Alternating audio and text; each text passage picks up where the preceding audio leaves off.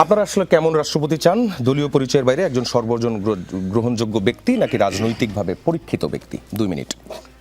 জি, ধন্যবাদ আপনাকে, ধন্যবাদ আমাদের সহ-আলোচক এবং যারা শুনছেন সবাইকে শুভেচ্ছা সালাম।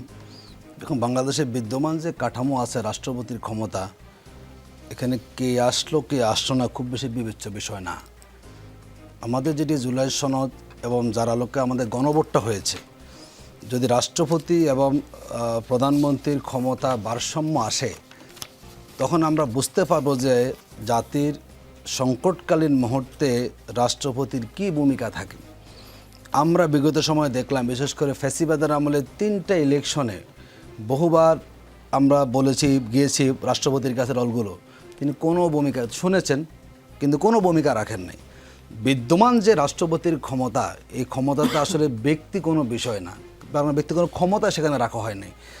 যদি ক্ষমতা ভারসাম্য আসে যে এই কাজগুলো মাননীয় প্রধানমন্ত্রীর, এগুলো হলো মহামান্য রাষ্ট্রপতির, তখনই আমরা বুঝতে পারবো আসলে এই রাষ্ট্রপতি নিয়োগ প্রক্রিয়ার মধ্যে জাতি কিছু পাবে কিনা।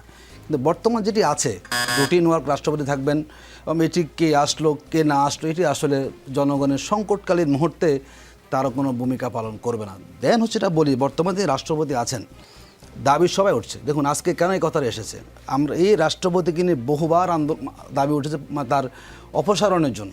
প্রত্যেকটা বারে কিন্তু বাধা দিয়েছে আমাদের বিএনপি, যারা বর্তমানে ক্ষমতাসীন আছেন। তারা এখন কেন সিরিয়াস হলেন? তারা তাকে দিয়ে পার্লামেন্টে বয়ান দেয়ালেন, বিরোধী দল সেখান থেকে ওয়াক আউট করলো, তারা খুব খুশি ছিলেন।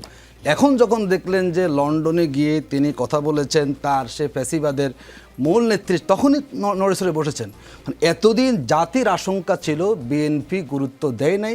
এখন বিএনপির ক্ষমতার জন্য রাষ্ট্রপতি যখন একটা বিপদ, এখন তাকে সরাইতে হবে। এখন এখানে মূল ডিফারেন্সটা আসলে আপনি আপনার দলীয় পারপাসটাকে আপনি গুরুত্ব দিচ্ছেন যে আমার ক্ষতি হয়ে যাবে। জনগণ যে চেয়েছে এই নীতি নৈতিকতাহীন ব্যক্তি 10 সেকেন্ড অনুপযুক্ত, তখন কিন্তু আমরা সবাই উদ্যোগ নেওয়ার পরেও শুধুমাত্র বিএনপি চাইনি বলে বিগত সময়ে এই রাষ্ট্রপতি আমরা অপসারণ করতে পারিনি।